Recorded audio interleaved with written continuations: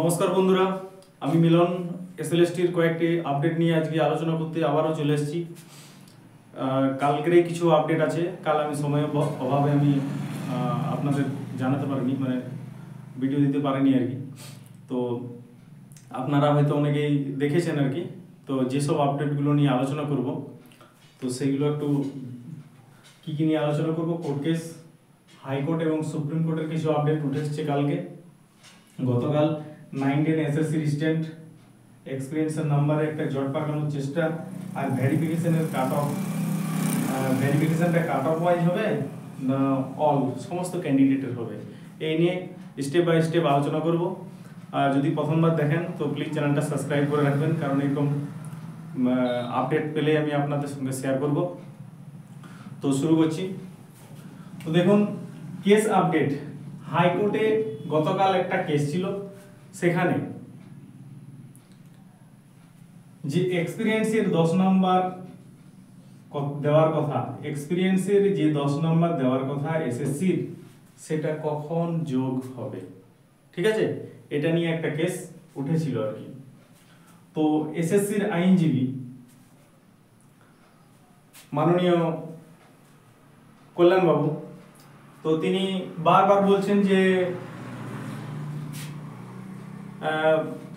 Document verification হবে সবার, কিন্তু এসএসসির হাইকোর্টের যিনি বিচারপতি, তিনি বারবার জানতে চেয়েছেন যে নাম্বারটা কখন যোগ হবে, ভেরিফিকেশনের নাম্বারটা যোগ রেজাল্টের আগে হবে না পরে হবে। তিনি ক্লিয়ার কিছু বলতে চাইছিলেন না।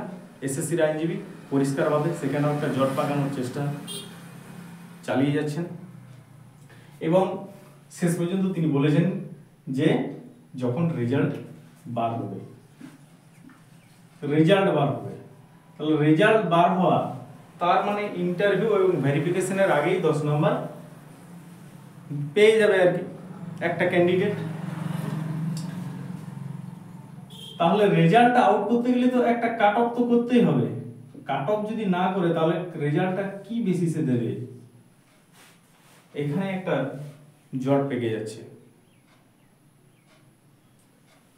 তাহলে রেজাল্টটা তো নির্দিষ্ট কাট অফ এই রেশিও, এই অনুপাত অনুযায়ী করতে হবে, 1:1.6।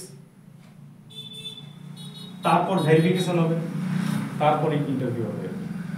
কিন্তু এটা নিয়ে একটা জট পাকানোর চেষ্টা করছে, কিন্তু ক্লিয়ার কিছু বলতে পারেনি।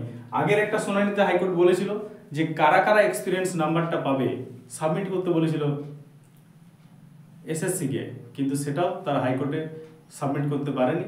নেক্সট 4 তারিখ হিয়ারিং আছে, 4 তারিখে তিনি কিছু সাবমিট করবেন আর কি, ঠিক আছে।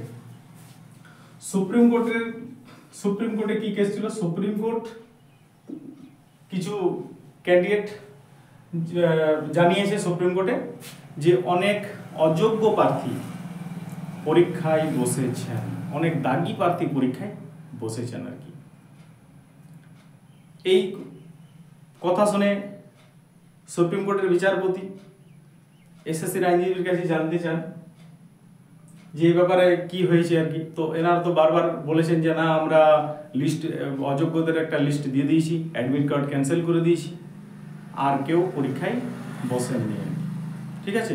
তথাপি যারা এটাকে চ্যালেঞ্জ করেছে যে না অনেকেই বসেছে, তাদেরকে বলে দেওয়া হয়েছে যদি তাদের নজরে কেউ আসেন সেটা কোর্টকে জানাতে, এবং কোর্টও এটার ব্যাপারে নজর রাখছে যেন কোনো দাগি প্রার্থী টপকে আবার এই চাকরি পরীক্ষায় চাকরি না পায়, সেটার দিকে তাদের কড়া নজর আছে আর কি। অর্থাৎ সুপ্রিম কোর্ট কড়া নজর রাখছে যাতে করে কোনো দাগি প্রার্থী এবারও টপকে গিয়ে যাতে চাকরি না পায় আর কি, ঠিক আছে। তাহলে এই দুটো আপডেট, একটা সুপ্রিম কোর্টের, একটা হাইকোর্টের হয়ে গেল। আরেকটা হাইকোর্টের কেস ছিল আর কি।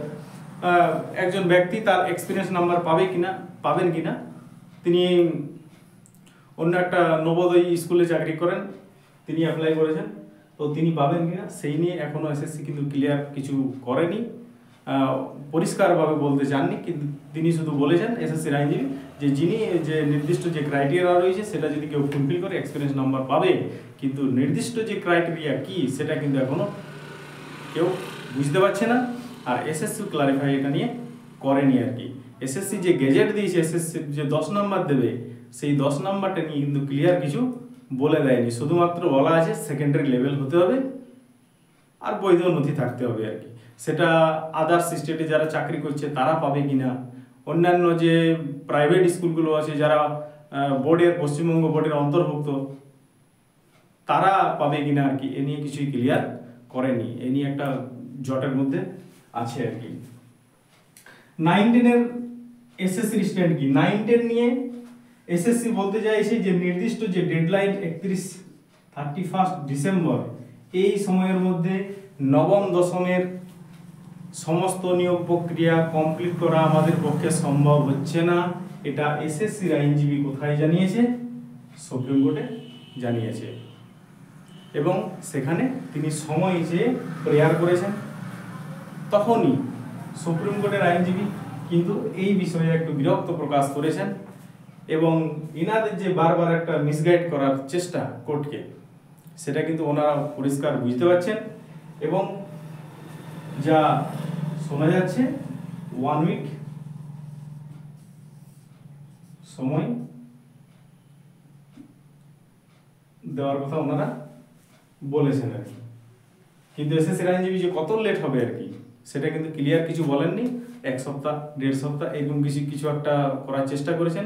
অর্থাৎ তিনি এটা প্রে করে রেখেছেন যে আমরা যে ডেডলাইন তা মেনে কিন্তু নিয়োগটা কমপ্লিট করতে পারছি না।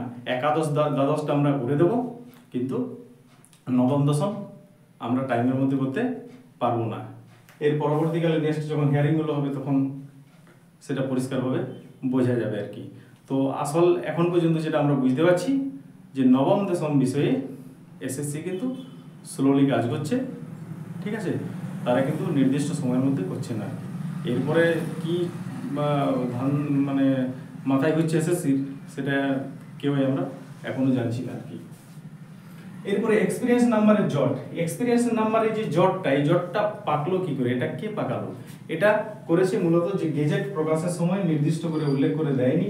এই 10 নাম্বার যে এক্সপিরিয়েন্সের নাম্বারটা, এটা নিয়ে নানা রকম সমস্যার সৃষ্টি হয়েছে, এবং এই নাম্বারটার ফলেই এসএসসি নিয়োগ প্রক্রিয়াটা বারবার চ্যালেঞ্জের মুখে চলে আসছে। এবং এটা নিয়ে বিভিন্নবার আমার মনে হয় তো কোনো কোনো জায়গায় নিয়োগ প্রক্রিয়াটা মাঝে মাঝে আটকে যাবে এবং ব্যাহত হতে পারে, যেহেতু ক্লিয়ার কোনো গাইডলাইন দেয়নি। ইমিডিয়েট এসএসসির উচিত যে এটার বিষয়ে একটা ক্লিয়ার গাইডলাইন দিয়ে দেওয়া, তাহলে পরীক্ষার্থী যারা আছে, অ্যাপ্লাই যারা করেছেন, তাদের মধ্যেও একটা বিভ্রান্তি দূর হবে আর কি। অন্যথায় যে কেউ বারবার কোর্টে যাবে এবং প্রসেস আরও ডিলে হবে আর কি। Next verification, cut off wise ভেরিফিকেশনটা হবে না অল? কোনোবার এসএসসির আইনজীবী বলছেন আর কি, দেখুন যারা ক্লাসটা দেখছেন শেষ পর্যন্ত, আমাদের কথাগুলো বারবার এলোমেলো হয়ে যাচ্ছে। কেন হয়ে যাচ্ছে? না, এসএসসির স্ট্যান্ড বিভিন্ন সময় বিভিন্নভাবে হচ্ছে। তার মানে যে পরিষ্কার যা কথা তা কিন্তু এসএসসিও পরিষ্কার বলতে চাইছেন, একটা বিভিন্ন বিষয়ে একটা জট পাকানোর একটা চেষ্টা করে যাচ্ছে আর কি। এখানে একবার এসএসসির আইনজীবী জানাচ্ছেন যে সকল 5 লাখ ক্যান্ডিডেট যতজন অ্যাপ্লাই করছেন সবার ভেরিফিকেশন হবে। একবার তিনি বলছেন যে না, রেজাল্ট আউট হয়ে যাওয়ার পর ভেরিফিকেশন হবে। তাহলে রেজাল্টটা যদি আউট হয়, রেজাল্টটা কি হিসাবে আউট করবে? রেজাল্টটা তো একটা রেশিও মেনটেন করেই রেজাল্টটা আউট করতে হবে। তাহলে তো রেজাল্টের পরে ভেরিফিকেশন হচ্ছে আর কি। তাহলে সেখানে তো সবাই ডাক পাচ্ছে না। তাহলে হয়তো 160-এর মধ্যে কোনো তো ফেক ক্যান্ডিডেটও ঢুকে যেতে পারে। তার পরবর্তীকালে যদি কোনো একটা যোগ্য ক্যান্ডিডেট যদি বঞ্চিত হয়ে যায় আর কি, সেক্ষেত্রে পরে এসএসসি তাকে ডাকবে কি ডাকবে না, সেটা তো একটা প্রশ্নচিহ্ন রয়ে যাচ্ছে সবার কাছে আর কি। তো বোঝা যাচ্ছে পুরো প্রক্রিয়াটা নিয়ে এসএসসি কিন্তু ক্লিয়ার স্ট্যান্ড করতে চাইছে না, যার জন্য একটা জট পেকে যাচ্ছে। এবং নিয়মের যে বিভ্রান্তি, বিশেষ করে গ্যাজেট ক্লিয়ার না থাকার জন্য নানা বিষয়ে একটা বিভ্রান্তি সৃষ্টি হচ্ছে, যা চাকরি প্রার্থীদের কাছে খুবই দুশ্চিন্তার। একদিকে এসএসসির প্রিপারেশন নিয়ে তাদের সমস্যা হচ্ছে, এবং অন্যদিকে বিভিন্ন সময় যে আপডেটগুলো এলোমেলো হয়ে যাচ্ছে, তার জন্য একটা বিভ্রান্তি তৈরি হচ্ছে। তো আমার এটাই আপনাদের কাছে একটা অনুরোধ বা সাজেশন, যা মনে করেন আর কি, বেশি বিভ্রান্ত হওয়ার দরকার নেই। আপনারা ওয়েট করুন এবং ওয়াচ করুন। এসএসসি পর্ষদের নিয়মিত নজর রাখুন, তারা কখন কি ডিক্লেয়ার করছে, সেই অনুযায়ী নেক্সট যা করার আপনারা করবেন আর কি। ঠিক আছে? তো ক্লাসটা শেষ পর্যন্ত দেখার জন্য অসংখ্য ধন্যবাদ। ভালো লাগলে চ্যানেলটা সাবস্ক্রাইব করবেন এবং লাইক করবেন, প্রয়োজন হলে বন্ধুদের মধ্যে শেয়ার করে দেবেন।